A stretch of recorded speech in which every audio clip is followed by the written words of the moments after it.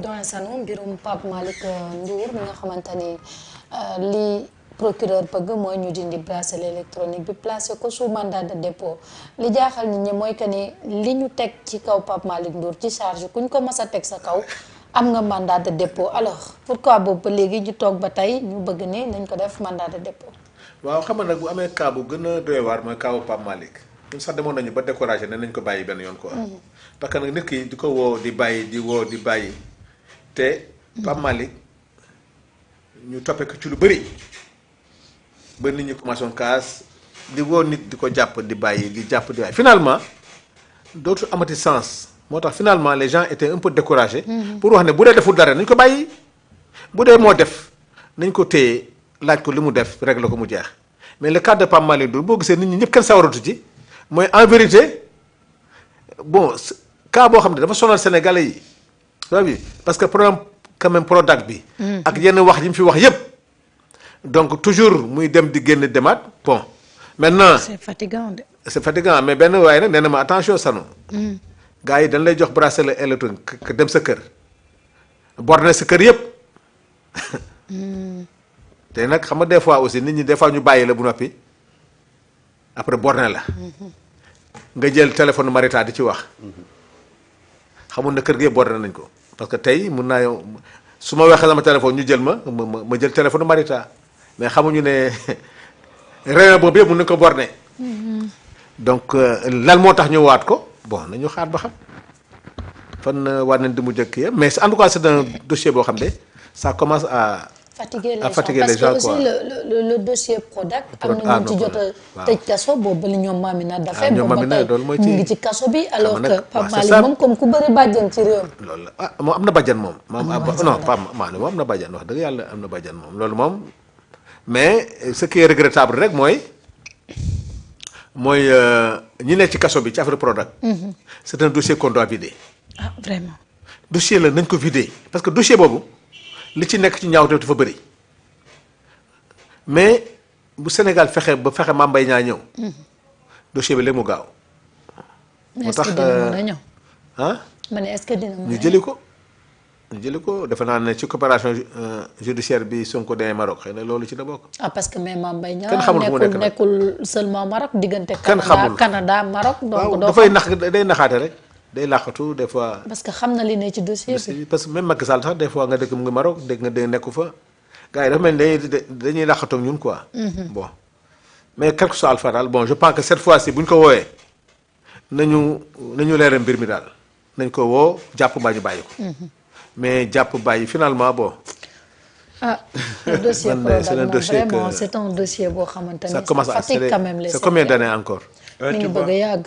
c'est fatigant. C'est-à-dire que tu vois un peu la différence avec les sujets. Ah, oui. Tout à l'heure on était en train de progresser. On revient sur le dossier Pape Malick Ndour te duñ fi wax lu ñu waxaat. lu waxaatul ne waaye. Ça fait 2 ans qu'on parle du dossier Pape Malick Ndour et on parle de la même chose. La même chose. Pape Malick Ndour dossier Prodac door nañ ko mandat de dépôt dem nañ ba koy mandat de dépôt delluwaat nañ gannaaw takkal nañ ko bracelet bi tekki nañ ko c'est-à-dire que finalement tu penses que la vie au Sénégal s'arrête à Pape Malick Ndour et à Farba Ngom. jeex na tàkk. moo tax ñun ñëpp a dof. ñun ñii di présenter émission yi ñun ñëpp a dof. du ma nangu dof ay waxu dof rek la ñuy wax mais pendant 2 ans tu tournes autour d'une affaire boo xam ne amul benn évolution. Si c'est pas aujourd'hui Pape Malick Ndour demain c'est Farba après demain c'est Pape Malick Ndour ensuite ñu jëm le détour tuuti xëccal la affaire de Mame Mbaye Niang regarde pendant 2 ans on reste sur même place avec les mêmes dossiers alors que et finalement tu as envie de te lever un bon matin pour laisser tout et disparaître vers d'autres cieux parce que ce pays-là ne bouge pas ce pays-là n'évolue pas. mais pays bi benn côté moo bougé wul. muy la justice. waaw justice moo tax ñuy wax. c'est la justice qui bouge pas. mais tu sais la justice c'est tout.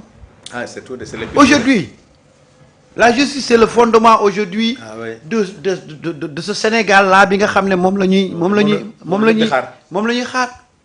Si ces questions-là ne sont pas réglées. mais on sera obligé de tourner en rond. Marita est-ce que xam nga diñ toll ni damaa surmené. À force de répéter les mêmes sujets, c'est-à-dire que ça te sature, ça te gonfle, ça te rend malade. alors que on doit avancer chaque jour ñu teg benn pas chaque jour ñu teg benn pas mais depuis 2 ans boo gisee ni ko plateau yi di traité ni ko journaux yi di traité tu as l'impression qu'on est à fond dans la reddition des comptes alors qu'on n'a rien fait on tourne en rond avec toujours les mêmes acteurs si c'est pas Farba c'est Pape Malick Ndour des fois ñu borox ci tuuti Mame Mbaye Niang wala ñu dugal ci Moustapha Diop voilà mais on est toujours ci même place mais jusqu'à quand ce dossier de Prodac là mais nañ ko évacuer et puis nit ñi passer à autre chose bu ñu jugé woon ñaari dossier rek Sénégalais xam yàlla xam na ko ñu xam mais Marita 2 ans y a aucun dossier qui avance mais en réalité c'est-à-dire que c'est que même ñi nekk en prison sax dañuy sonn mais ñun on nous bombarde avec des effets d'annonce et tu as l'impression que les choses bougent et moi ce qui des fois damay toog di xalaat ba si yàgg à chaque fois que y a un succès boo xam ne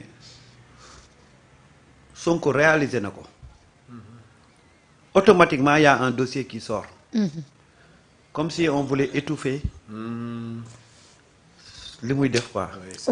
waaye loolu seetlu woo ko à chaque fois que Ousmane génn. seetlu moo tax ma koy wax. merci à chaque fois que Ousmane génn dañuy tegal benn dossier boo xam. man j'ai remarqué ça. pourtant nag gis nga li wax quelqu'un m'a dit émission démb bi.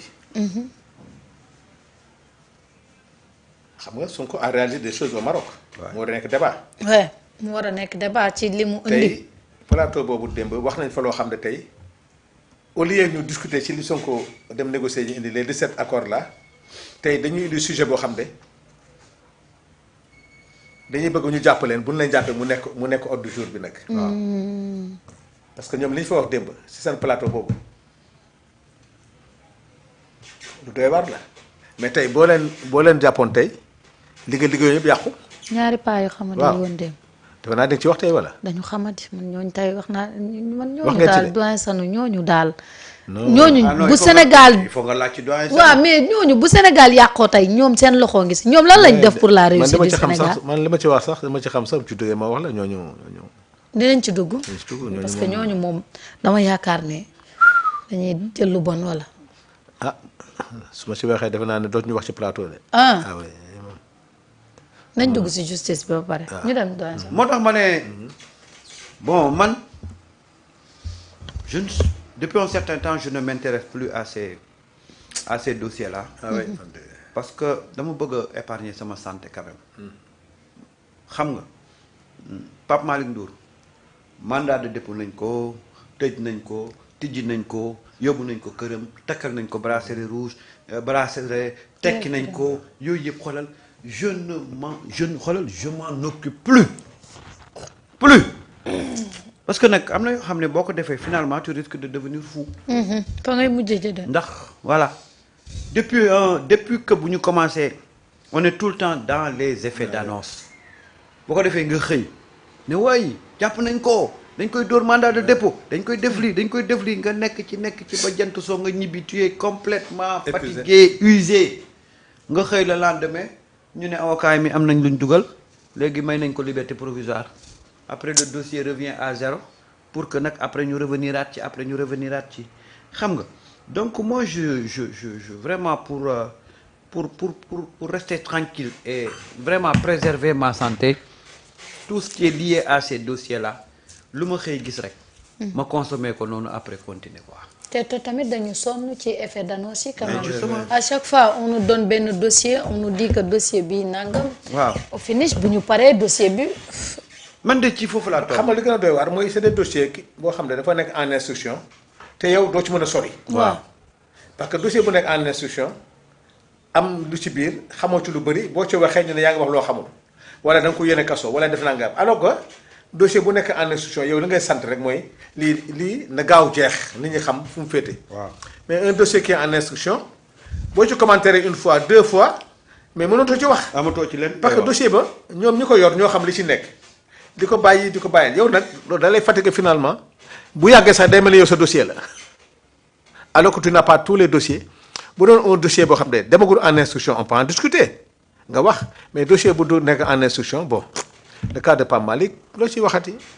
luñ ci waxoon wax nañ ko ci. waaw ci va maintenant bon. et loolu doyen Sanu dafay wane kaddu yi nga day gën a dëggal sax kaddu yi nga xam ne Ousmane wax na ko que Sénégal problème bi ñu am muy la justice te Ousmane depuis mu nekkee opposant ba ni muy nekkee premier ministre tout le temps benn kaddu bi lay am problème mu Sénégal justice bi la. waaw mais la justice te dit que ñoom ils n'ont pas les moyens qu'il faut ils te disent que ne temps wu justice. du temps pas le temps des hommes. des hommes. Deuxièmement ils te disent que dossiers yi ñu am bëri na bëri boo xam ne amuñu le personnel mais finalement qu'est-ce que tu fais. ñi ko war àtte bu ñu la waxee ils n'ont pas tous les moyens te sénégalais yëpp parce que président Diomaye ko njëkk a wax nag moo njëkk a wax ne sénégalais yi dañoo war a def pression ci justice pour affaire yi gaaw justice ne la man bu ngeen defee pression aw ma moyens yu war a tax ma gaaw donc cela veut dire que ne bon finalement daal ma daal da ngay teel finalement dossier yi nga bàyyi rek mu eggal boppam quoi. man de wax dëgg yàlla. mais dossier yi eggale boppam. mais Prodac. on en parle depuis combien de temps. yàgg na ci nag dossier bu ñu war a leeral la. mais xam nga dossier boobu ñu war ko leeral. ci li Macky Sall def yëpp dossier boobu ci gën a wax ci projet. tey coono bi ñu am yëpp ci immigrant ci exode rural échec Prodac la. si on avait réussi les Prodac ak alal ji ñu ci def. ak projet yooyu comment c'est des projets pertinents gaa ñu fooy ko lekk xaalis bi kenn xamul ñii lan moo leen dal ba des projets yoo xam ne wax dëgg yàlla lii c'est pour le devenir du Sénégal ñu fexe ba projet échoué tey ñoom ñooy toog ci naan la gerte gi kenn jëndu ko gerte gi def nangam. waaw bon tey ma dégg sa nijaay ji naan xaw ma lan. nijaay kan. yow kan la si ñoom. doy san nag sama xarit nga de génn si yooyu. waaye sax nag bëgg naa tarab nag waaye ñooñu moom bu ma nijaay la ak ñoom. moom kan la yow waxagul kan la de. man di xam naa. xamoo kenn rek. man may xale bu yaru. xale bu yaru waaw nga war ma nijaay loog mag mu yaru. kan la. nga may nijaay loog doy san nag. Moussa Diakhaté. doy san nag doy san bëgg naa la di nag mais man xale bu yaru laa wax dëgg fa yàlla. maa waroon nijaay la ku yaru. Prodac de. Prodac non c'est regrettable que de tels projets échoué comme ça rek. moo tax képp ku ci tax rek je pense que tu dois rendre compte quoi. te Marita. solution bi du bu ñu rendre compte de xam lan la. pour lan nañu delloo alal ji. Marita mënuñu leen gars yi de ku gën a prison dañu naan la oh j'étais à l'aise j'étais bien. j'étais en vacances. j'étais en vacances gars yi dañ lay ñaawal sax. dañ lay ñaawal kay am. ñi génn yëpp dañ lay wax ne la eh gars yaa ngi appi ci biir amuñu benn contrainte amuñu dara nangam c'est-à-dire. ba pare bu ñu génnee nag après xaas boobu nay ñëw jox ko chroniqueurs yi jox ko gaañi. ñu koy toogee si dugal ko ci média yi. dugal ko ci nit ñi.